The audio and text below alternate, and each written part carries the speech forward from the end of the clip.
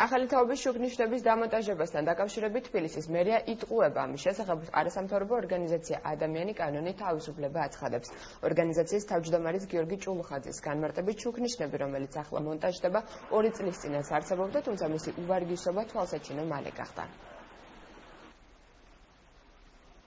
შუქნიშნები, რომელიც ახლა მონტაჟდება, არსებობდა 2 წლის წინაც და თუ მან გაამართლა და სამჯერ ნაკლებ ელექტროენერგიას მოიხმარდა, მაშინ რაღაცა ხდება ახლა ამის დემონტაჟი, მით უმეტეს ეს ყველაფერი არის ძალიან დიდ თანხებთან დაკავშირებული. იმართოთ მერიას, რომ რომელი ხელშეკრულების ნომრით რეგულირდება ზუსტად ეს ტენდერი, ძალიან საინტერესოა და გააკეთოს განმარტება, თუ რატო სპეკულირებენ ერთი და იგივე თემით 3 წლის განმავლობაში.